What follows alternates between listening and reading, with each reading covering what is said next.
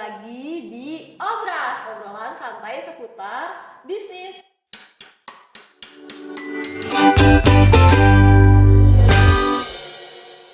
Nah, kali ini kita kedatangan tamu dari salah satu owner UMKM yang ada di Kabupaten Klungkung.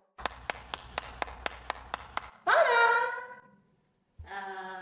Yuk, ada yang tahu nggak ini siapa?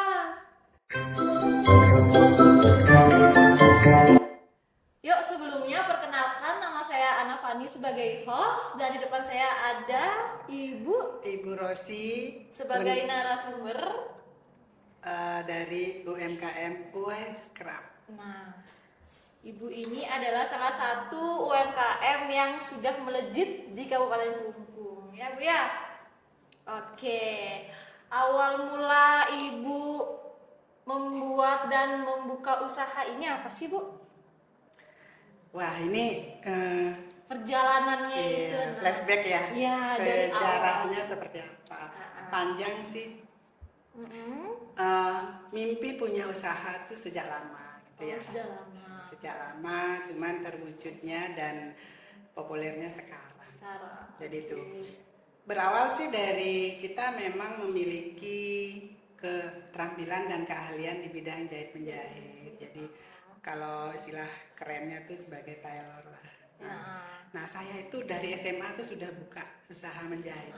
Jadi pagi sekolah, kita siang udah buka usaha jahit. Jadi terima pasuh. Pelanggan-pelanggannya tuh teman-teman sekolah. Teman-teman sekolah. Iya. Nah, ketika itu sekitar tahun 85 lah. Udah lama ya, Bu ya? Ya, itu. Oh, itu Ibu tahun 85 itu masih umur berapa, Bu? Masih SMP, 85. SMA? Sebenarnya sih mulai belajar menjahitnya tuh dari SMP. Oh, SMP. Ada apa namanya, selain basic keluarga juga penjahit, kita juga belajar di sana. Ada tetangga yang orang Cina itu. Nah, dari situ banyak saya belajar. Kemudian di SMA sekitar tahun 83 tuh kelas 2 SMA kalau nggak salah ya. Itu udah terima pasuh, jadi udah terbiasa kita terima jahitan, udah terbiasa. Kemudian lama-lama setelah menikah pun saya mengembangkan ini gitu. Mengembangkan tailor tersebut. Di situ saya banyak punya sisa-sisa kain ya, sisa-sisa potongan kain, dan itu tidak saya buang, itu sampai numpuk berkarung-karung gitu kan. Tetapi saya lebih tertuju kepada sisa-sisa potongan kain tenun khas Bali ya, yaitu kain ndek. Saya melihat kain ndek tersebut waktu itu saya sudah gemar membuat kain ndek itu, saya jadikan baju. Dan sempat juga diolok-olok oleh teman-teman ya. Iya. Ini yang kerja ya, Bu? Iya gitu kan. Kita bahasa bergaulnya dulu pakai bahasa Bali ya. Iya. Masa baju ngangun kain ndek. Kain ndek tuh loh pakai harus buat kamen ya, buat kamen untuk sembahyang gitu. Lah kalau saya buat baju apa salahnya? Tak bilang gitu. Nah, saya senang sekali melihat auranya ndak itu yang tidak saya temukan di kain tekstil lainnya. Itu bagi saya loh, penglihatan saya itu memiliki aura yang tinggi gitu. Dari situ saya memutuskan tahun 2013 lah mulai merintis. Mulai dari bikin satu tas, dan kita fokus menggunakan kain tenun ndek. Waktu itu masih lugu ya, karena kita full menggunakan kain ndek itu sederhana banget ya gitu. Dan saya waktu itu melihat kok kurang menariknya, daya tariknya kurang. Padahal aura kain ndeknya itu tetap dia gitu, tetap dia muncul di penglihatan saya. Nah, dari berbagai saran teman-teman gitu ya. Kebetulan saya juga aktif di beberapa organisasi. Jadi otomatis pasar saya teman-teman organisasi gitu kan. Itu mereka lah yang pertama kali kita tawarin gitu. Kok full ndak jadinya nggak enak loh dilihat katanya. Terus gimana? Coba deh nanti bikinkan aku. Nah, mulai kan dia minta kombinasi dengan apa namanya itu bahan-bahan lain seperti kulit sintetis gitu mereka. Terus ada yang juga minta dipadukan dengan kain brokat. Ternyata cantik loh. Dipakein kain brokat itu Iya, cantik. iya ternyata cantik Oh, waktu ibu itu. pernah buat itu sebelum hasilnya yang ini yang sekarang? Ya, Oh, gitu. iya, iya. Itu trialnya banyak waktu Iya, itu. Kita melakukan trial itu.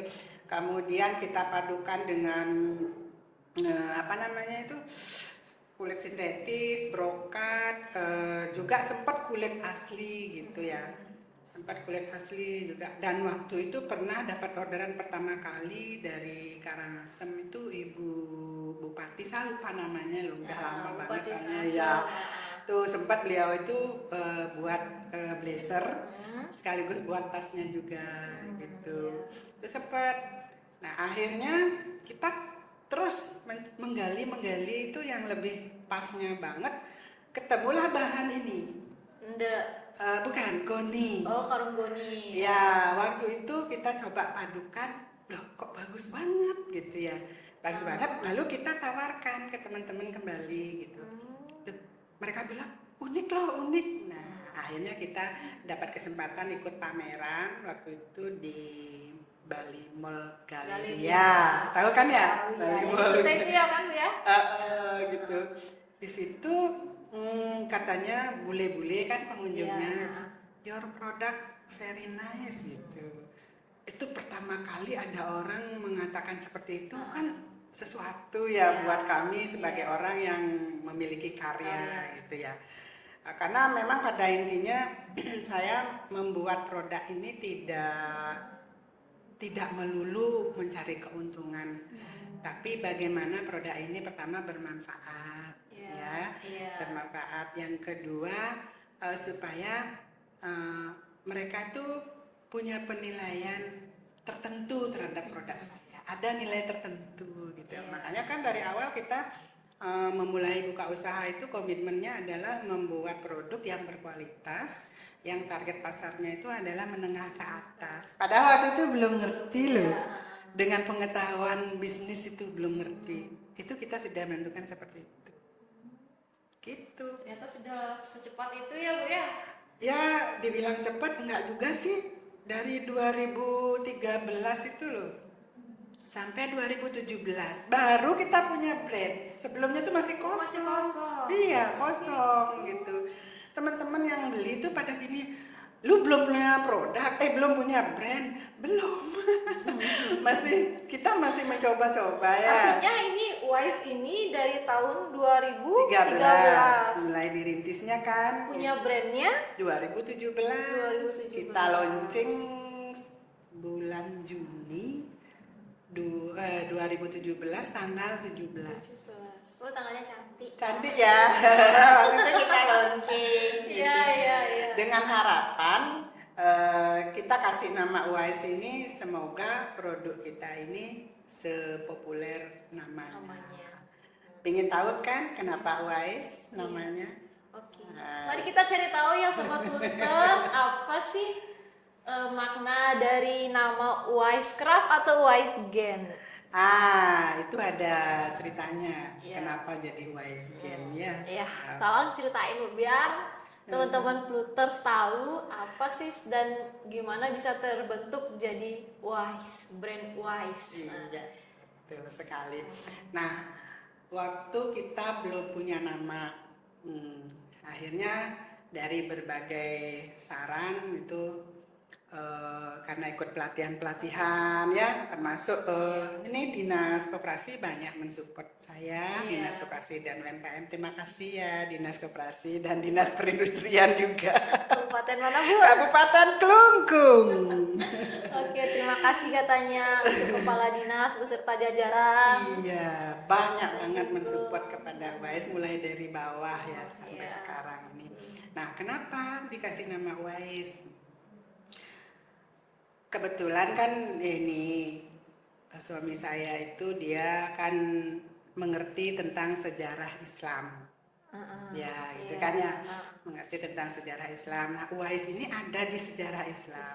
Itu ada seorang pemuda pada zaman masa kehidupannya Nabi Muhammad. Gitu.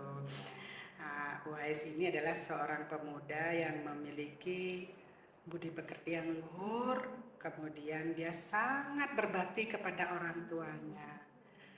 Karena saking tinggi budi pekertinya tadi ini, saking tinggi baktinya beliau kepada sang ibu, itu beliau sampai terkenal di makhluk langit. Nah, ya selain di bumi ini ada kehidupan, kan di atas langit juga ada kehidupan ya. Ya tentunya di Bali juga ada itu kan ya, kehidupan sang dewa-dewa tadi. Itu terkenal di kalangan langit. Beliau tersebut menjadilah teladan, menjadi teladan.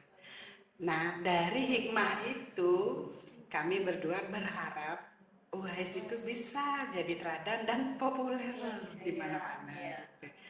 Tapi alhamdulillah itu benar terjadi loh. Makanya penting membuat nama itu yang baik gitu. Maka orang tua-tua itu kan sering menyarankan bikin nama yang baik loh, yang bermanfaat. Saya gitu. nggak percaya ya Bu ya. Iya, saya walaupun udah seumur segini baru ngerasain loh, benar-benar terasa. Benar-benar terasa. Kemudian kenapa menjadi Uwais? Dulu masih sederhana, kita bikin NIB tahun 2019, dibantu oleh dinas bikin NIB, itu masih nama Uwais Craft, karena belum ngerti gitu ya gimana sih bikin brand yang bagus gitu tuh, ngerti ya udah Uwais Craft gitu aja nama usahanya, tapi brandnya sendiri Uwais kan ya, mereknya sendiri kan ada di sini kan. Nah ini ada di sini nih Uwais gitu kan. Nah kemudian setahun yang lalu dari dinas koperasi juga kita difasilitasi untuk bikin sertifikasi Haki ya. Untuk merek. Nah, itu kita dibantu. Dari situ baru kami memahami bahwasannya nama Uwais ini untuk usaha sudah cukup banyak. Jadi kita nggak kedapatan slot ya. Jadi terus di situ ada stafnya Bu Cok waktu itu masih jadi kabin. Bu Cok itu namanya Pak Yuda itu menyarankan cobalah Bu Ros diganti. Nah Bu Coknya nggak mau, jangan diganti, tetap Uwais kasih apa katanya biar beda. Gitu. Karena menurut Bu Cok ini Uwais udah populer banget dan udah hoki banget ya itu. Akhirnya kami berpikir keras kan, apa? Tiba-tiba si suami yang dia bagian produksi nyeletuk, kalau bahasa Balinya kita mau ngomong ini saja gitu gimana gitu, nanya kan. Oh, nah gitu Gen. Aku jawabnya gitu kan. Oh Gen ya gitu. Dia belum ngerti kan bahasa Balinya itu. Ya maunya saya itu dah dia bilang itu. Terus gimana? Uwais Gen. Tujuannya saya orang tuh biar milih Uwais aja. Gitu. Makanya namanya Uwais Gen. Dan itu nggak bisa dispasi gennya, harus jadi satu. Nah setelah jadi satu, akhirnya banyak teman-teman yang waktu itu dapat pelatihan branding ya. Teman-teman yang mentor branding ini mengatakan ini kok unik banget namanya. Ternyata jadinya unik gitu. Karena kata ini belum pernah kita dengar, asing lah katanya mereka. Keren loh Bu, itu nama Uwais Gen itu. Artinya apa Bu? Uwais aja, gak bilang itu. Ya bagus-bagus gitu. Nah kita kan pasti ingin tahu ya pendapat orang lain tentang brand kita. Nah seperti itu pendapatnya. Jadi Oke, untuk usaha gimana sih caranya Ibu untuk menjaga standarisasi usahanya Ibu, produknya Ibu yang Ibu buat? Oh iya. Untuk menjaga standarisasinya. Bagus sekali pertanyaannya. Kita memang dari awal komitmen. Karena kita targetnya itu adalah pasar yang menengah ke atas, otomatis kita harus siap berkualitas. Gitu kan? Nah, standar kualitas ini Uwais memang punya standar sendiri dan itu formulanya ditemukan sendiri oleh suami. Dari mana? Dari dia memiliki keahlian membuat sepatu. Ya, sepatu kulit, sepatu kain, macam-macam ya mulai. Produksi sendiri Bu? Dulu dia ikut orang. Ikut orang. Ya, dia bikin tuh Jadi ikut pekerja orang. dulu ya, Bu? Ya, tuh lumayan pengalamannya dia kalau nggak salah 4 tahunan gitu kalau nggak salah. Nah kalau sepatu kan barang yang digunakan ya, yang diinjak. Kalau nggak berkualitas, Iya. ya kan rusaklah nama perusahaan tersebut ya. Jadi benar-benar harus berkualitas. Nah formula cara membuat sepatu yang berkualitas itulah yang dia gunakan, diterapkan di tas ini. Makanya looks-nya beda dengan teman-teman yang lain. Boleh dia bikin yang sama, misalkan model boots ini yang sama, pasti tetap look-nya beda. Nah gitu, karena dia menggunakan lem saja, dia macamnya 3 macam lem. Bayangin, untuk satu produk ini ya, dia menggunakan 3 macam lem. Jadi kalau ini nanti digunakan itu sampai bosan orangnya dia masih utuh. Itu saya kemarin ada pengalaman menarik.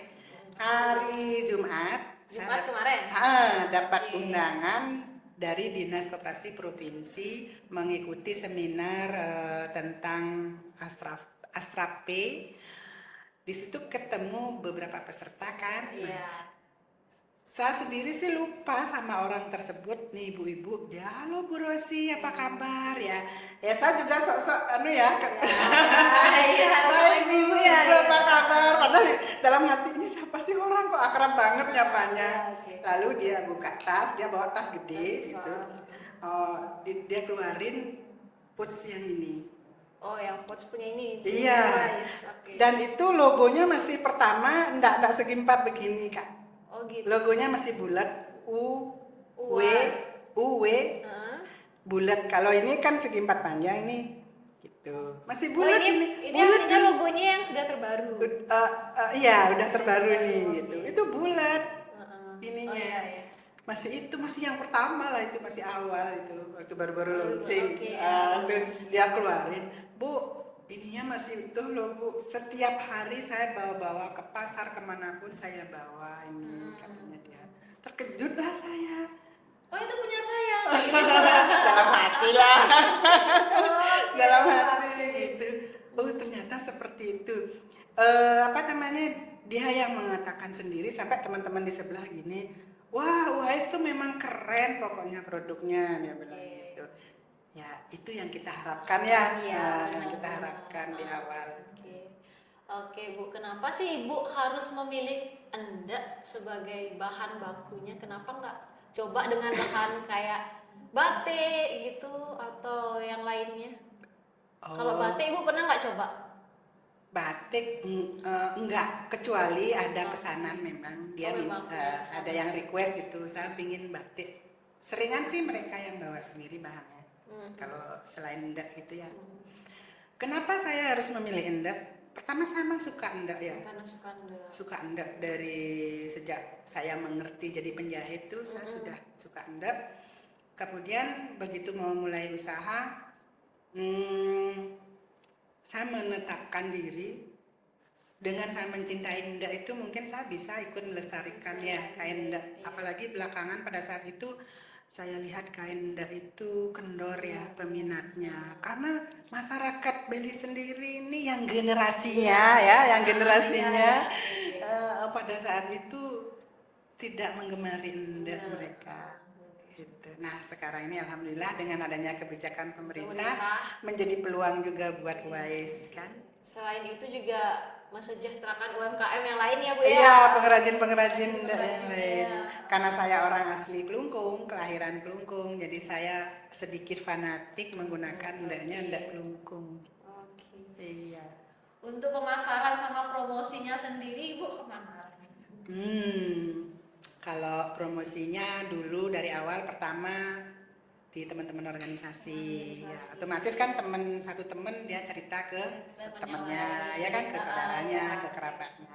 Itu pertama. Yang kedua, di tahun 2018 walaupun belum pandemi itu saya sudah belajar memasarkan lewat sosial media, terutama Google My Business dan Instagram waktu itu. Iya. Dengan adanya pandemi ya kita full promosinya di sosial media dan marketplace gitu. Untuk saat ini juga sama. Sama, iya kita bahkan sudah merambah ke TikTok juga kan, marketplace di Tokopedia juga ada, boleh saya sebutin ya? Iya, boleh, boleh, sangat boleh. Tokopedia ada, di Shopee ada, di blibli.com juga Oh, berarti ada. semua sosial media Ibu sudah Iya. cakup semua berarti ya? Hampir Oke. semua. Terutama jangan lupa nanti dicek ya Google Map-nya Google Map Wisecraft. Wisecraft. Iya. Jangan lupa ya Sobat Looters main-main ke rumah produksinya Ibu Rosi. Iya, kita nyebutnya rumah Wise. Oke, rumah Wise katanya untuk saat ini. Semoga terus ya Bu ya berkembang usahanya sampai pesat dan legit pokoknya di Kabupaten Amin, Belitung. amin. Untuk pemesanannya atau pengirimannya itu sempat nggak keluar daerah gitu atau keluar kota? Ya sementara ini masih sampai tingkat nasional ya Nasional, pengirimannya iya. gitu. Kalau pameran-pameran otomatis yang beli kebanyakan bule-bule gitu. Pasarnya ini apa ya, bule dia. Oh, Banyak pasar peminatnya bule. ya. Kalau untuk tingkat nasional itu biasanya para IU yang beli. Terus kalau yang eksklusif, yang jenis-jenis eksklusif, dia mengerucut pasarnya. Yang dulunya saya hanya menetapkan itu menengah ke atas, itu sekarang dia mengerucut ke pejabat. Iya, rata-rata pejabat pasarnya itu. Nah, sama seminar kit. Kalau seminar kit itu sekarang sudah dirambah oleh para ibu-ibu itu ya. Iya. Nah, itu mereka kalau saya tanya dapat di mana nomor saya bilang itu. Saya lihat di IG sama di Google katanya itu para ibu itu. Oke, untuk bahan baku sendiri kira-kira Ibu sempat kesusahan atau kesulitan nggak? Sampai saat ini belum pernah saya mengalami kendala kesusahan ya. Oh, belum untuk saat ini. Ya, semoga enggak ya, Iya, karena bahan semoga baku apalagi ini udah tempo hari sempat saya berbicara dengan customer yang sudah repeat order ke Wise ya. Ini maunya saya ganti. Karung-goninya? Iya, kombinasi ndaknya yang dari ini karung-goni saya ganti. Enggak mau mereka. Memang punya khas sendiri Wise itu ya? Itu dah. Karung-goni. Alasannya kan ini ciri khasnya Wise. Iya. Terus saya bilang soalnya sekarang teman-teman UMKM sudah banyak yang menggunakannya, tapi tetap beda jawabnya. Jadi saya untuk meyakinkan diri aja kan. Iya. Mereka jawab itu jangan, kalau nanti diganti hilang khasnya Wise ya, ciri khasnya Wise katanya mereka begitu. Mereka ini udah, yang saya tanya ini udah repeat order berkali-kali untuk dipakai sendiri sih mereka itu. Selain dipakai sendiri, kadang juga dibuat gift untuk kado pernikahan saudaranya, temennya gitu. Artinya ini bisa di custom ya Bu ya? Kalau Bisa. misalnya semisal ada sobat-sobat yang lain gitu mau mesen atau dari perusahaan-perusahaan lain atau dari manapun itu bisa di custom sesuai dengan keinginan customer. Iya. Bisa Banget. Bisa. Ini ada customer kita yang repeat order. Saya kurang paham ya, saya nggak berani kepo dia sebenarnya orang mana gitu ya. Dia sering sih di Klungkung, tetapi selalu kalau mau pesan, Bu, saya nanti tanggal sekian mau ke Bali, tolong siapin saya mau beli ini gitu. Kita pikir dia itu mau dijual lagi gitu. Mau dijual lagi? Enggak, katanya untuk oleh-oleh. Setiap kali ke Bali dia pasti mesen produknya Ibu. Kalau ada yang ready ya dia tinggal ngambil yang sudah ada itu kan. Itu kasih oleh-oleh itu sebanyak itu. Mungkin karena mempunyai ciri khas sendiri, mungkin ada tekstur endeknya, goninya kan, jadi kayak kelihatan menarik gitu itu si customer. Itu ada yang seperti itu gitu. Tapi kita dengar nih Sobat Looters, di Wise juga ada produk baru. Tapi saya sendiri nggak tahu apa itu produknya. Kira-kira apa Bu produk Wise itu Bu yang terbaru? Oh, ya boleh dibilang produk baru sih. Ya, produk baru karena Wise itu kan sudah terkenal dengan bag, tote bag. Ya, tas, dompet gitu kan ya. Sekarang kira-kira apa ya Bu ya? Ya saya nggak ingin apa namanya melupakan keahlian yang di awal ya, basic yang Menjahit. pertama Nah, menjahit. oke. Nah, karena ini UAS sudah berkembang, bahkan produknya sudah ada di apa namanya di Bandara Soekarno-Hatta itu sudah tersedia. Barangkali ada teman-teman yang apa namanya mampir di bandara itu silahkan cari boothnya UAS di sana. Oh, sudah ada. Ya sudah setahun ini. Oke. Udah setahun ini. Jadi saya pikir udah lumayan ya pasarnya Wise. Jadi saya mencoba untuk mengembangkan di bidang fashionnya. Terutama ini produk blazer ya, Oh, baju. baju outfit itu ya. Ya contohnya ini yang saya pakai. Bisa dilihat nggak ya? Lihat ya teman-teman Puntas ya, ini Contohnya adalah ini. contoh dari hasil karya Wise. Iya. Wise Game. Tapi ini kita kasih brand sendiri ya. Oh, untuk bajunya. Dia tetap di bawah naungan Wise, tapi dia ada brand sendiri, Outstar. Outstar. Ya. Kenapa bisa Outstar? Outstar, ya biar bintangnya keluar Oh, terus. gitu. Oke, pinter ya ibu nyanyi kamu ya. Iya, tapi itu meditasi dulu.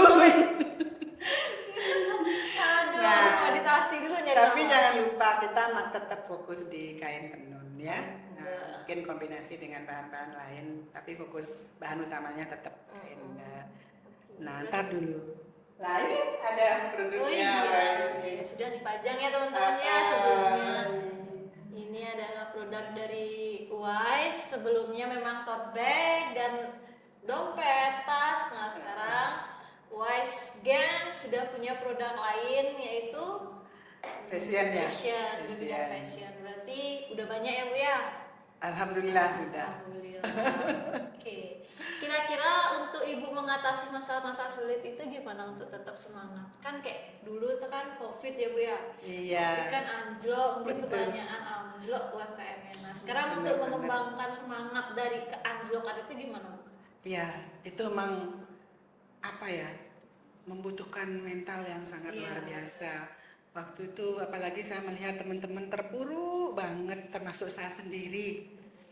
Di awal pandemi itu masihlah kita bertahan kan, Iya. sampai akhirnya setelah lewat 6 bulan kami nggak ada penjualan sama sekali. Dek gitu, seperti apa gitu. Yang pertama kita lakukan lebih mendekatkan diri aja sih sama Tuhan ya. Kita minta sama Tuhan, minta perlindungan, kesehatan itu yang Iya. utama ya. Kemudian semoga rezekinya tetap ada walaupun kondisi seperti ini, itu yang pertama. Sampai akhirnya dapat kita nggak menduga ya dari Dekranasda Kelungkung, dari Dinas Koperasi Kelungkung juga kita akhirnya dapat bantuan gitu ya untuk menunjang. Tapi itu kan tidak bisa menunjang Iya. seterusnya, Iya. hanya saat itu aja ya, mungkin beberapa hari aja. Nah, saya akhirnya tiba-tiba terbersit dalam lamunan tuh, saya mau berbagi. UAS ini saya buat program berbagi kepada teman-teman yang pada saat itu nasibnya sama. Banyak kan yang di PHK, ya kan? Iya. Nah, itu. Kemudian mereka jualan ini, jualan itu, bangkrut. Saya kumpulkanlah di rumah. Teman-teman itu. Teman-teman saya kumpulkan di rumah. Saya kasih ilmu gratis, saya ajarin, kemudian saya tawarin mau nggak buat usaha seperti saya ini gitu. Kalau mau saya bantu buatkan NIB gitu. Waktu itu bikin NIB-nya kan belum pakai OSS ya, pakai apa? Ngisi formulir. ya. Saya ke kantor camat itu minta formulir, bawa ada itu semua katanya. Bu Rosi bantu udah semua siapa yang ingin bikin gitu. Kita bantu bikin, mereka semangat loh.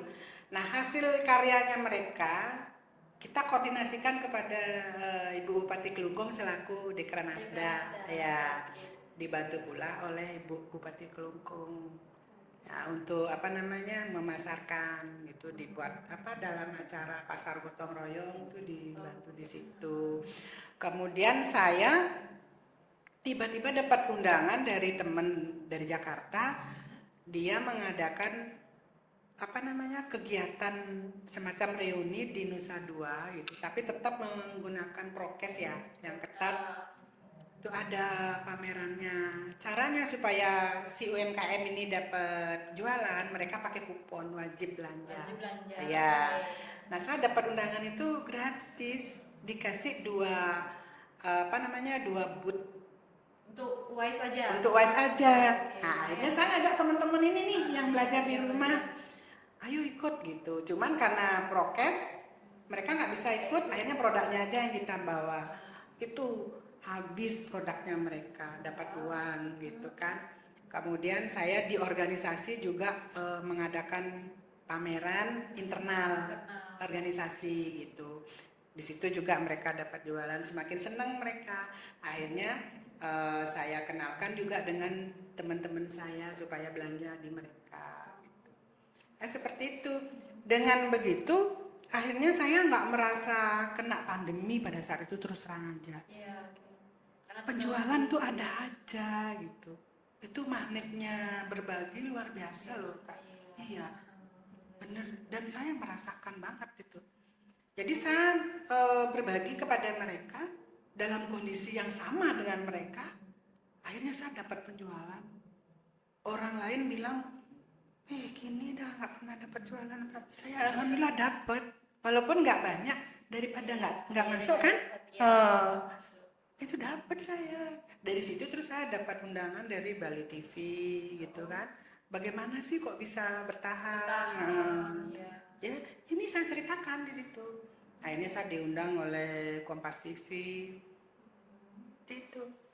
Nah, karena itu udah apa namanya COVID itu kan kebanyakan memang hasilnya itu UMKM kan sudah melejit, terus tiba-tiba COVID jatuh, Iya. kan jadi dia tidak mau melanjutkan lagi usahanya itu kan. Iya. Nah, itu udah caranya Ibu selaku UMKM yang masih tetap bertahan pada saat COVID itu gimana caranya biar enggak kita sebagai yang jatuh itu bisa bangkit lagi untuk saat ini? Kalau yang saya lakukan ya tadi itu puasa. Puasa. Iya. Puasa. Kan kondisinya kurang kan kita ya. Ya kita berpuasa. Yang pertama itu jangan dilupakan mendekatkan diri kepada Tuhan. Setelah itu kita berpuasa. Nah, baru terus melakukan ini agenda-agenda sosial tadi itu. Saran dan tips Ibu untuk memulai bisnis itu apa? Untuk generasi-generasi kita. Ya, kalau untuk generasi kita, yang pertama tanamkan mental dulu ya. Mental ya. Ya, tanamkan mental dulu. Kalau nggak punya mental, lebih baik jangan deh kerja yang lain aja. Karena di bisnis itu membutuhkan effort yang tinggi untuk mengembangkannya. Kalau jadi dagang gampang, nggak perlu effortan. Yang kedua apa lagi Bu? Yang kedua ada kemauan. Kemauan yang tinggi ya Bu Ya, ya. ada kemauan yang tinggi. Udah gitu ada keinginan untuk belajar. Itu. Gimana sih caranya Ibu ngadepin masa-masa sulit? Pasti setiap UMKM ada masa sulitnya ya. Ada. Gimana caranya Ibu untuk ngatasin itu Bu? Ya, kalau saya waktu itu masa-masa sulitnya Dia bagian apa Bu? Bagian mencari pasar. Oh, pemasaran. Gak jelas kan, karena menengah ke atas, sedangkan saya sendiri bukan orang kaya gitu ya. Pemula ya. Iya. Pemula. Apa ya, orang tuh supaya trust ke kita tuh gimana gitu kan. Itu loh Bu, gimana caranya? Saya kan selaku pembeli. Saya tertarik sama UAS. Ya. Gimana caranya Bu? Untuk meyakinkan saya, Ibu harus beli ini karena produknya itu seperti ini. Nah, ya. Jadi di situ saya banyak mengedukasi. Jadi di awal itu agak capek sih ya, mengedukasi itu pertama. Kemudian saya nge-branding bersamaan sih waktu itu, saya nge-branding diri sama nge-branding ini usaha lewat sosial media. Sama lewat kegiatan-kegiatan di lapangan gitu ya, gitu. Lewat organisasi itu yang paling penting. Kita harus bergabung di sebuah organisasi gitu. Apalagi saya organisasinya itu ada kaitannya dengan organisasi pemerintah seperti Apindo, Asosiasi Pengusaha Indonesia. Ya waktu itu saya juga jadi ketua perwira Perkumpulan Perempuan Wirausaha Indonesia yang organisasi besar kan ya. Oh, sudah jam terbangnya Ibu sudah beda berarti ya. Sudah tinggi jam terbangnya. Ternyata jam terbang terus tinggi ya guys ya.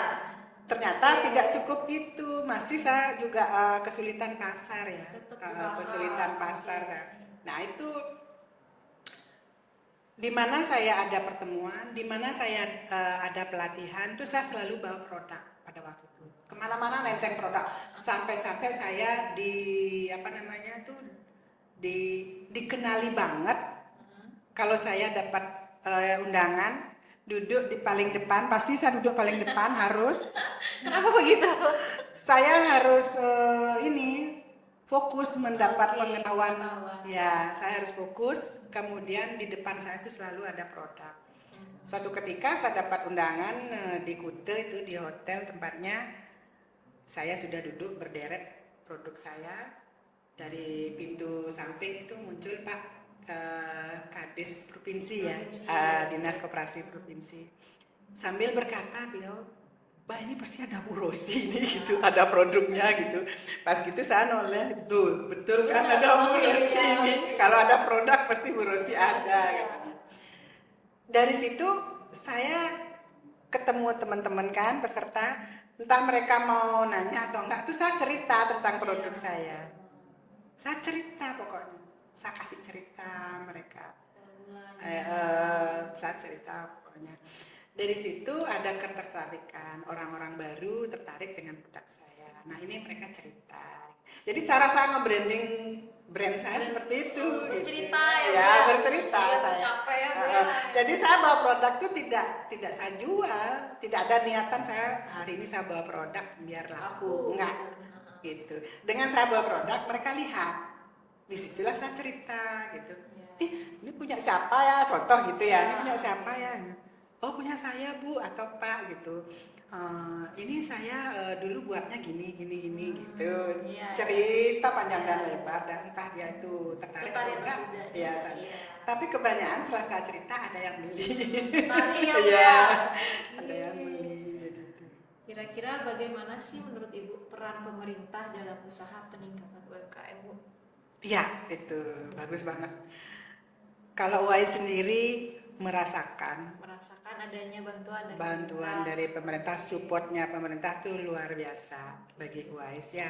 Sehingga UAI seperti sekarang ini karena ada support dari pemerintah, baik pemerintah di kabupaten. Kalau di kabupaten udah pasti ya, karena kan saya masyarakat kabupaten kan ya gitu.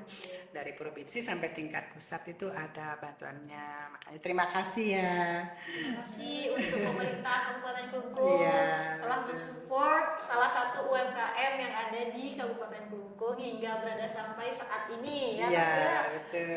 Oke. Kalau sistem keuangan dari UMKM itu gimana menurut Ibu? Sistem keuangan, UAS kan belajar terus nih. Sistem keuangan kita sudah mengarah sekarang ke laporan keuangan. Ya, kalau pencatatan kita sudah melakukan dari dulu, tetapi kita nggak punya pengetahuan untuk bagaimana cara membuat laporan keuangan. Nah, gitu kan kita dapat beberapa kali pelatihannya tersebut.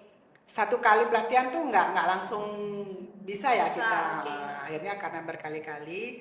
Nah sekarang kita sudah mulai menggunakan laporan keuangan. Gitu. Masih belajar sih ya. Iya. Semoga bisa. Amin. Akan menuju ke yang lebih besar. Iya. Ya. Oke. Apa sih tantangan yang Ibu hadapin selama ini Bu?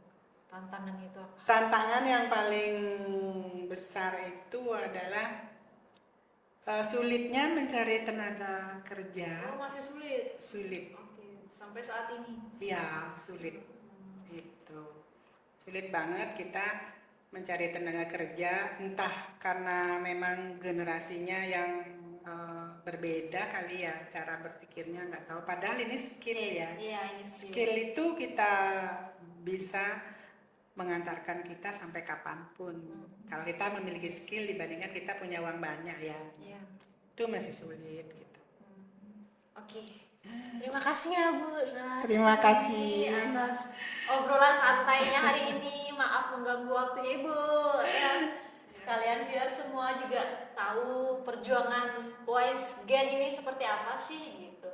Oke teman-teman semua, terima kasih waktunya. Jangan lupa di like, comment, dan subscribe channel-channel kita yang lainnya dan sosial media kita yang lainnya. Sampai jumpa.